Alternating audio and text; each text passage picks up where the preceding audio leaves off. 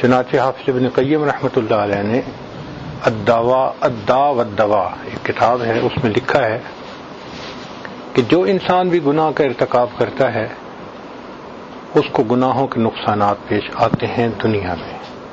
ان میں سے ایک یہ ہے کہ نیکی کو دل نہیں چاہتا، نماز پڑھنا بوجھ ہوتا ہے، تلاوت کرنا بوجھ ہوتا ہے، مسجد میں آنا بوجھ لگتا ہے، نیک محفلوں میں آنا بوجھ لگتا ہے، دل گھبراتا ہے۔ جب بھی نیکی سے دل گھبرائے سمجھ لیں کہ یہ گناہوں کا وبال ہے۔ دوسری بات یہ کہ دل بے چین ہوتا ہے، دل کو سکون نہیں ہوتا۔ انسان جو چاہے کھائے، جو چاہے پیے، جہاں چاہے سوئے، ہر دنیا کی نعمت ہے ہاتھوں میں، سکون نہیں ہے، ڈپریشن ہے، اور یہ بھی نہیں کہہ سکتا کہ کس چیز کی کمی ہے، پھر بھی نہیں سکون، پھر بھی نیند نہیں آتی۔ ایک مرتبہ ایک صاحب نے رات کے 2 بجے فون کیا، دل پریشان ہے، دعا کریں۔ یہ وہ بندہ تھا جو کہتا تھا کہ میری اتنی انڈسٹریز ہیں کہ اگر میں اکاؤنٹس برانچ والوں کو کہوں کہ میرے ایسٹس کا اندازہ لگاؤ تو ان کو 1 مہینہ چاہیے حساب کرنے کے لیے۔ اس کا دل پریشان ہے، اس کو نیند نہیں آتی۔ ایئر کنڈیشن کمروں میں کمبل لے کے لیٹے ہوتے ہیں، کروٹیں بدلتے ہیں، نیند روٹ جاتی ہے، گولیاں کھانی پڑتی ہیں۔ ایک فیئر آف ان نون ان کے ذہن میں ہوتا ہے ہر وقت۔ اصل وجہ یہ ہوتی ہے کہ اللہ ان کے دلوں سے سکون کو چھین لیتے ہیں۔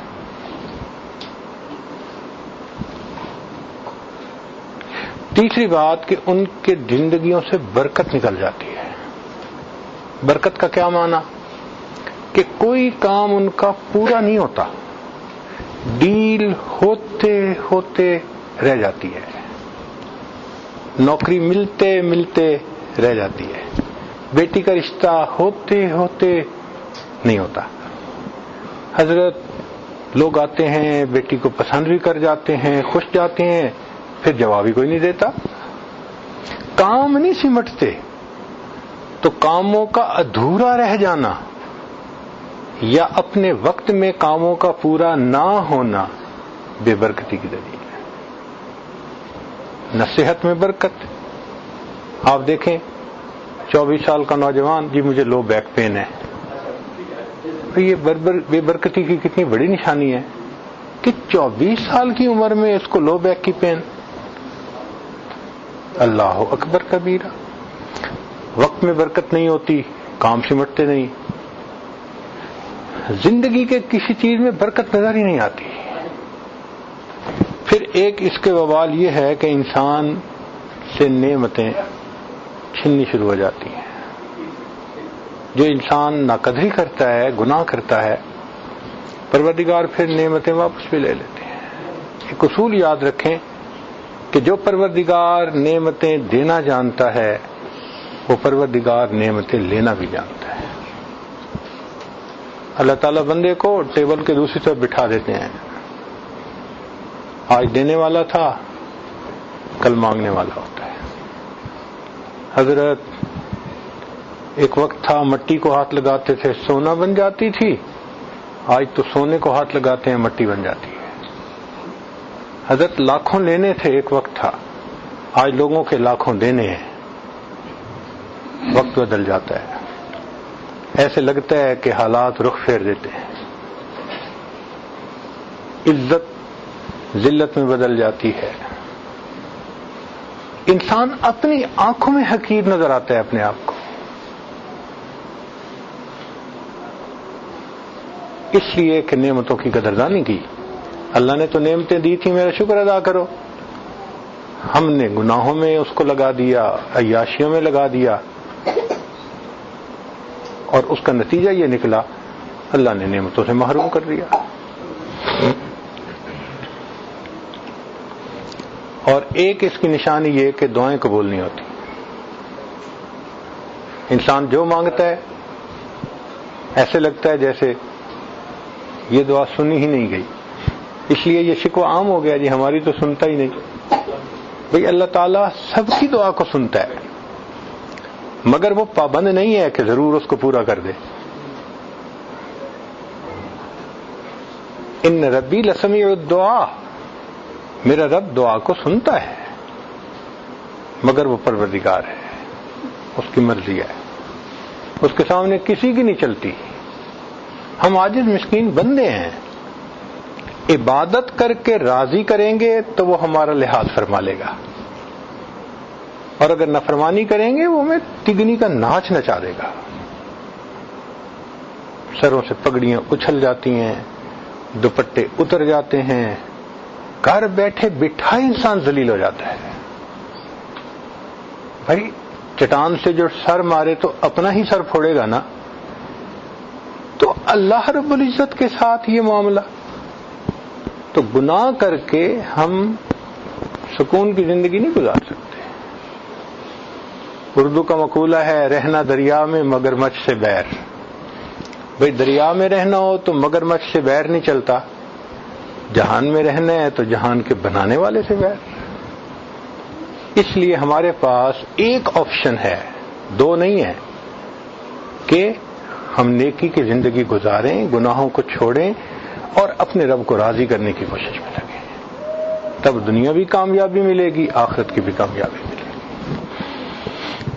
توبہ کرنی ضروری ہے، اس پر تو آپ نے بہت مرتبہ مضامین سنے۔ آج کا عنوان تھوڑا سا ڈیفرنٹ ہے کہ ایک بندہ توبہ کرنا چاہتا ہے، اس کو توبہ کرنے میں کچھ مسائل پیش آتے ہیں، وہ ڈسکس نہیں ہوتے عام طور پہ، کہ توبہ کرنے والا کیسے توبہ کرے۔ چنانچہ توبہ کی کچھ شرائط ہیں۔ ایک تو یہ کہ انسان گناہوں کو اللہ کے ڈر کی وجہ سے چھوڑے۔ اگر کوئی اور ریزن ہوئی تو وہ توبہ نہیں کہلائے گی۔ مثلا ایک آدمی کہتا ہے میں نے یہ جوا چھوڑ دیا، بڑا نقصان ہوتا ہے، اس کو توبہ نہیں کہیں گے۔ ایک آدمی بوڑھا ہو گیا، کہتا ہے جی میں نے اب توبہ کر لی، زنا نہیں کروں گا۔ اب آپ ہیں کس قابل؟ اس کو توبہ نہیں کہتے۔ ایک آدمی کہے جی میں نہیں چوری کروں گا، جی پولیس پکڑتی ہے۔ تو ذہن میں رکھیں کہ نیت ہو کہ میں یہ گناہ اللہ کی رضا کے لیے چھوڑ رہا ہوں، اللہ کے خوف کی وجہ سے چھوڑ رہا ہوں، تو گناہ چھوڑے اللہ کے لیے، تب یہ توبہ بنے گی۔ دوسری شرط کہ انسان اپنے پچھلے گناہوں پہ نادم اور شرمندہ ہو۔ یہ ندامت بھی ضروری، الندم توبۃ۔ اگر پچھلے کیے پہ ندامت نہیں تو توبہ کیسی ہوئی؟ ندامت کا دوسرا نام توبہ ہے۔ انسان فیل کرے او اللہ میں نے بلنڈر کمٹ کیے، میں نے اچھا نہیں کیا، مجھے ایسا نہیں کرنا چاہیے تھا، میں نے غلطی کر لی، پلیز اب آپ مجھے توبہ قبول کر کے نیکوں میں شامل فرما لیں۔ ایک شرط یہ بھی ہے کہ آئندہ گناہ نہ کرنے کا دل میں عزم ہو، ارادہ ہو، عزم جازم، پکا عہد ہو۔ تو توبہ کرتے ہوئے دل میں یہ انٹینشن ہونی چاہیے کہ میں نے آج کے بعد گناہ نہیں کرنا۔ اگر حقوق العباد سے متعلق گناہ تھے تو وہ واپس کرنے پڑیں گے۔ یہ نہیں ہے کہ جی توبہ کر لی، اب کسی کے 2 لاکھ قرضہ دینے ہیں تو معاف، ایسے نہیں ہوتا۔ حقوق العباد لوٹانے پڑتے ہیں۔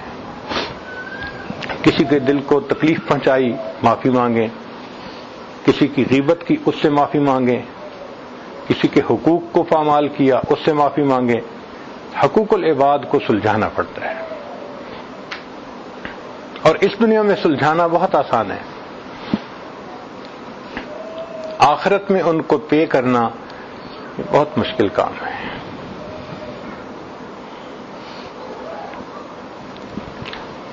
توبہ کرنے والے کو چند کام کرنے چاہیے تاکہ وہ توبہ کے اوپر پکا رہے، واپس نہ لوٹے۔ پہلا کام یہ کہ برے دوستوں کو چھوڑے۔ امام غزالی رحمۃ اللہ علیہ نے لکھا ہے کہ یار بد مارے بد سے بھی زیادہ برا۔ مارے بد فارسی کا لفظ ہے، مار کہتے ہیں سانپ کو، بد سے مراد زہریلا سانپ، کہ جو برا دوست ہوتا ہے وہ زہریلے سانپ سے بھی زیادہ برا ہوتا ہے۔ کیوں؟ اس لیے کہ سانپ ڈس لیتا ہے، انسان کی جان چلی جاتی ہے، برا دوست ڈس لیتا ہے، انسان کا ایمان ہی چلا جاتا ہے۔ اس لیے یار بد مارے بد سے زیادہ برا ہے۔ لیکن اگلی بات امام غزالی رحمۃ اللہ نے عجیب لکھی ہے، اس کو پڑھ کے تو ہمیں بھی حیرت ہوئی۔ لکھتے ہیں کہ یار بد شیطان سے بھی زیادہ برا۔ اب ذہن میں خیال آیا کہ بھائی وہ کلمہ گو تو ہوگا نا، گو فاسق فاجر سے ہی، بدکار سے ہی کلمہ تو پڑھتا ہے، اور شیطان تو بدبخت ہے، اس سے برا کیسے ہو گیا؟ مگر امام غزالی رحمۃ اللہ نے اس کی بھی لاجک دی، بہت خوبصورت بات سمجھائی۔ وہ فرماتے ہیں کہ دیکھو، جو شیطان ہے نا، وہ صرف انسان کے ذہن میں گناہوں کا وسوسہ ڈالتا ہے، انسان کے دل میں گناہوں کا وسوسہ ڈالتا ہے، اس سے اوپر تو کچھ نہیں کر سکتا، صرف میسج بھیجتا رہتا ہے گناہوں کے۔ آپ اس میسج کو نہ پڑھیں، میسج کو ڈیلیٹ کر دیں، یہ تو آپ کا اختیار ہے نا، وہ کوئی پابند تو نہیں کرتا، پڑھنا بھی ہے، اس پر عمل بھی کرنا ہے، یہ تو ہمارا سویٹ چوائس ہے۔ تو شیطان انسان کے ذہن میں صرف گناہ کا میسج بھیج سکتا ہے، دیٹس اٹ۔ فرماتے ہیں جو برا دوست ہوتا ہے وہ ذہن میں گناہ کا خیال ہی نہیں ڈالتا، انسان کو بازو سے پکڑ کر گناہ کا ارتکاب کروا دیتا ہے۔ اس لیے جو برا دوست ہوتا ہے وہ شیطان سے بھی زیادہ برا ہوتا ہے۔ اور اللہ کی شان کہ ہم روز اللہ سے عہد کرتے ہیں، اللہ ہم نے بروں کو چھوڑ دیا، باوضو ہو کے عہد کرتے ہیں، مسجد میں کھڑے ہو کے عہد کرتے ہیں۔ وتر میں کیا دعا ہم پڑھتے ہیں اکثر ہم میں سے؟ وَنَخْلَعُ وَنَتْرُكُ مَن يَفْجُرُكَ، اے اللہ ہم نے خلو حاصل کر لیا، چھوڑ دیا ہر اس بندے کو جو فاسق و فاجر ہے۔ تو اللہ سے عہد کیا نا ہم نے، اور دن میں انہی سے دوستی کر رہے ہوتے ہیں۔ اس بے وفائی کی بھی کوئی انتہا ہے؟ تو توبہ کرنے والے شخص کو فاسق و فاجر لوگوں سے الگ ہونا لازمی ہے۔ اس کی مثال یوں سمجھیں کہ اگر ایک موتی کسی گندی نالی میں پڑا ہے، آپ اس کے اوپر پانی ڈالتے رہیں، ٹن پانی بھی ڈال دیں گے نا تو وہ صاف نہیں ہوگا، اس لیے کہ ذرا پانی ڈالنا بند کیا پھر گندا پانی اس کو گندا کر دے گا۔ اور اگر اس سے نکال لیں تو ایک چلو پانی ڈالنے سے وہ صاف پاک ہو جائے گا۔ اس لیے برے دوستوں کی محفل کو چھوڑنا وہ لازم ہے، آپشنل نہیں ہے، اس کے بغیر انسان توبہ پہ نہیں جمع رہ سکتا۔ حقوق العباد کی بھی معافی تلافی اور حقوق اللہ کو بھی پورے کرے۔ مثال کے طور پہ قضا نماز تھی، ادا کرے، زکوٰۃ ادا نہیں کی، اتنا عرصہ حساب لگائے ادا کرے، جو بھی اس کے اوپر حقوق ہیں ان حقوق کو پورا کرے، یہ بھی ضروری ہے۔ پھر آگے تیسری بات کہ حرام اور ممنوع اشیاء اگر ہیں تو ان کو تلف کرے۔ مثال کے طور پہ فوٹو البم بنائی ہوئی تھی، تصویریں لگی ہوئی تھیں، شریعت نے تصویر کو منع کیا۔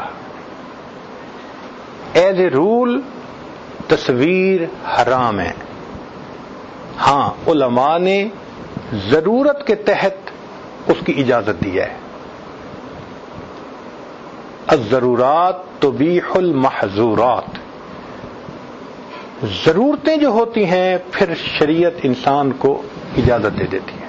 مثلا پاسپورٹ بنوانا ہے، آئی ڈی کارڈ بنوانا ہے، خروج عہدہ لگوانا ہے، عورت ہے مرد ہے آئیڈینٹیفیکیشن کے لیے ضرورت ہے، شریعت کہتی ہے کہ جی ہاں آپ بنوا سکتے ہیں، لیکن فن کے طور پہ تصویریں بنانا شریعت نے اس کو منع کر دیا ہے۔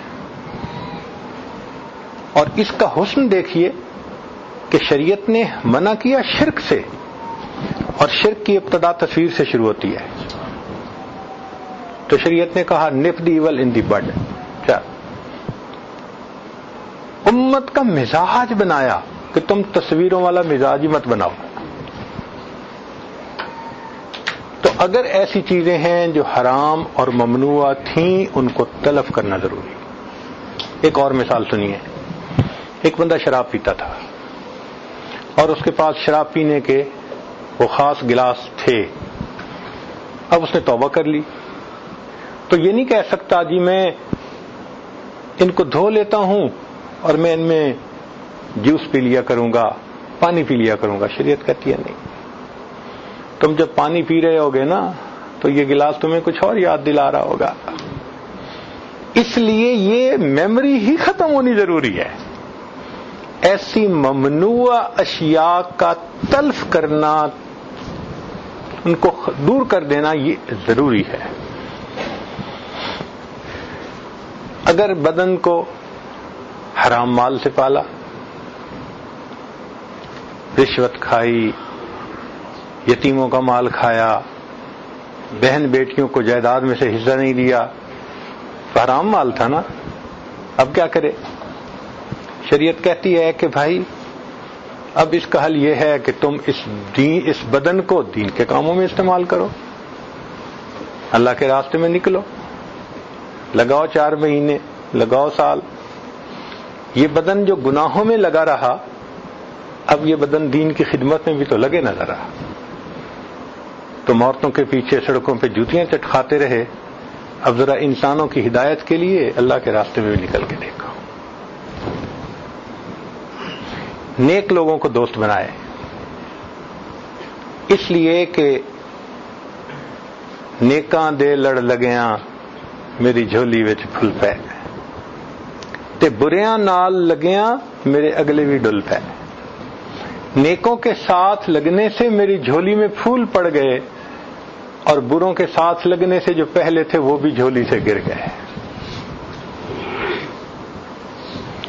اور ایک اور نقطہ کہ انسان توبہ پہ پکا رہنے کے لیے جو متقدمین سلف صالحین میں تائبین گزرے ہیں ان کے واقعات کو یاد کرے۔ اللہ